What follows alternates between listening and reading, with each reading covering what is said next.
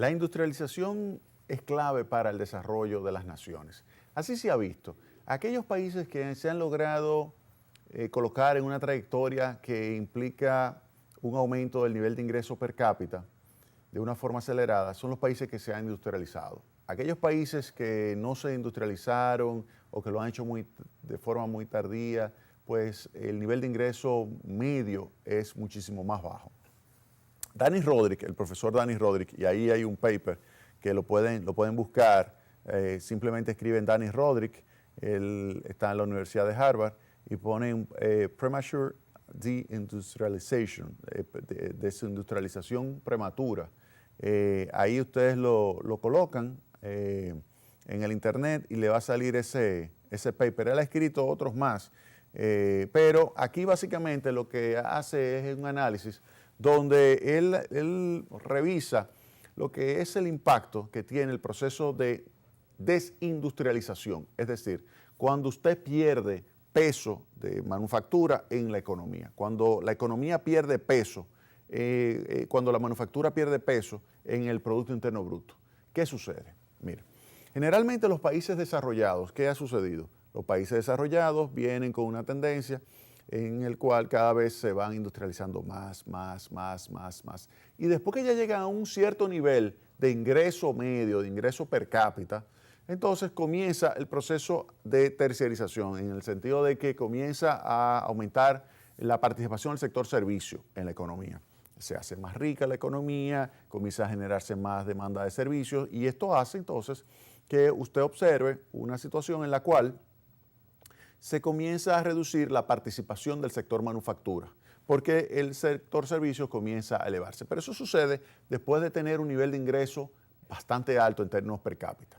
Ahora, ¿qué ha sucedido con los países que no tienen un nivel de ingreso per cápita alto? Bueno, que iniciaron su proceso de industrialización, pero de repente comenzaron a terciarizarse, a convertirse en sectores, hacia sectores servicios con niveles de ingreso per cápita muchísimo menores que el nivel de ingreso per cápita que había alcanzado los países desarrollados.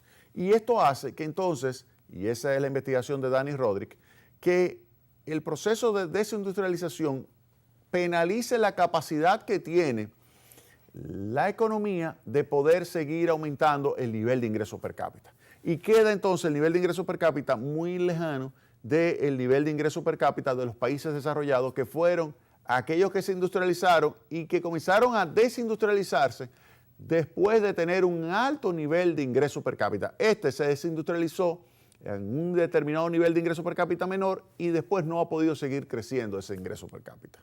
Entonces, ¿eso qué implica? Que hay que continuar, para países como República Dominicana, fortaleciendo su sector manufactura. Pero, ¿qué se requiere para fortalecer su sector de manufactura? Hay que ser innovador. Pero para ser innovador, ¿qué se requiere? Educación. Vuelvo a repetirlo.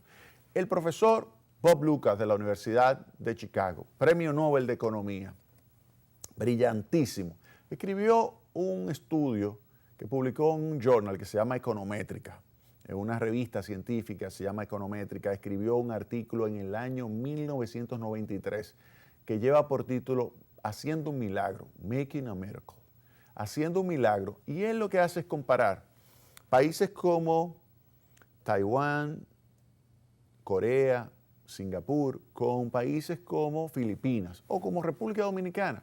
Y dice, bueno, en los años 60, todos esos países tenían más o menos el mismo nivel de ingreso per cápita. Sin embargo, lo que vemos es que ya en los años 90, que fue cuando él hizo el estudio, en los años 90 se ve claramente una diferencia. ¿Por qué? Si República Dominicana tenía un nivel de ingreso per cápita parecido a Singapur, ¿por qué hoy República Dominicana tiene una octava parte, una décima parte del nivel de ingreso per cápita que tiene Singapur? ¿Por qué? ¿Es porque Singapur ejecutó una política comercial más abierta? Puede ser. ¿Es porque Singapur ejecutó una política fiscal más atractiva para los inversionistas extranjeros? Puede ser. ¿Será porque el mercado laboral en Singapur es más flexible que el de la República Dominicana, que tiene muchas restricciones, incluyendo el tema de la cesantía, incluyendo muchos otros gastos vinculados con ese código laboral? Puede ser. quizás es que el mercado de Singapur se pudo integrar en materia de acceso a capitales internacionales de una forma más rápida y más fácil y menos costosa que la República Dominicana.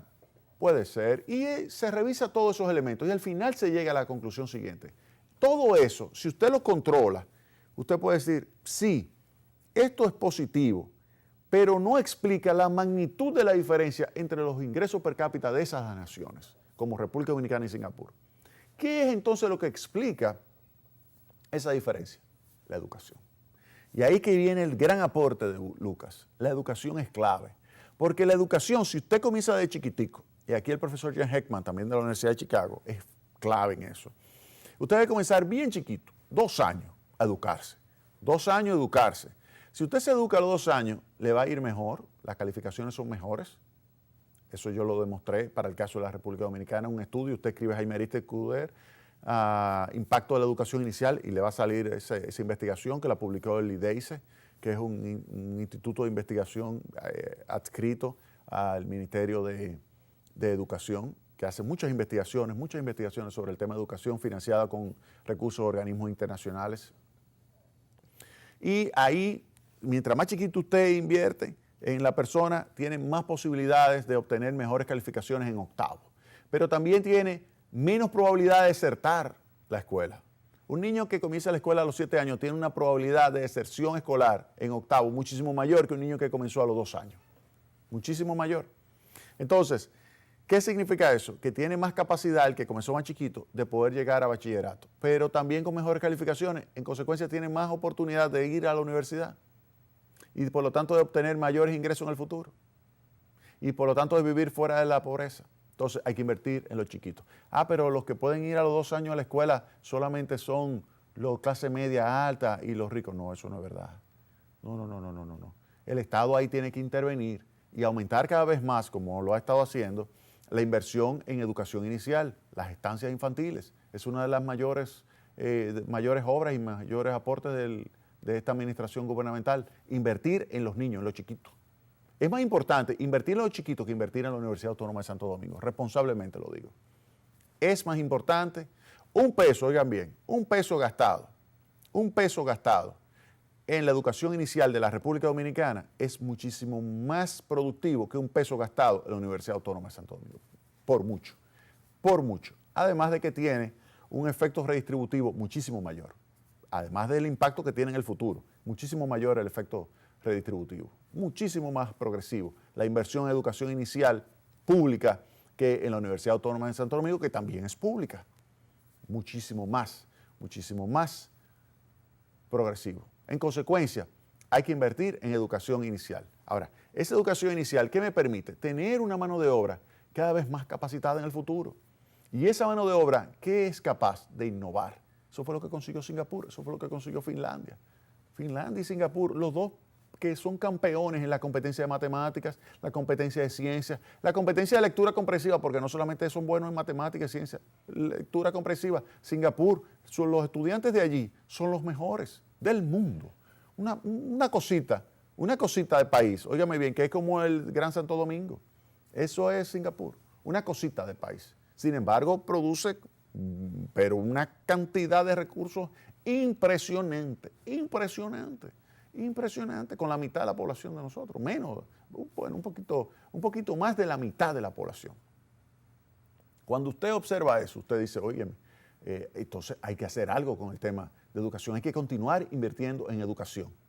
Invertir en educación significa aumentar la capacidad de innovar, significa aumentar la productividad, significa aumentar las exportaciones, significa fortalecer la manufactura. Se necesita entonces invertir en educación. Ya el presidente invirtió una gran cantidad de recursos en infraestructura, que era sumamente importante, sumamente necesaria, del 2012 al 2016. Invirtió masivas cantidades de recursos en modernizar la infraestructura escolar. Ahora se está invirtiendo en los maestros actuales, futuros, los maestros futuros. Lo que se están dando son 20,000 becas a muchachos excelentes en el bachillerato para que se conviertan en maestros. Que vayan a la universidad a estudiar magisterio, se conviertan en maestros y aporten entonces a las futuras generaciones. Tú me dirás, pero eso va a tomar mucho tiempo, eso va a tomar mucho más de 4 años de gobierno. Yo le digo, sí, así que piensa un estadista en las futuras generaciones. Un político es lo que piensa en los 4 años, un estadista piensa en las futuras generaciones. Eso es lo que hay que continuar haciendo. Invertir en educación, óigame bien, invertir en educación, invertir en educación, invertir en educación. Vámonos a la pausa.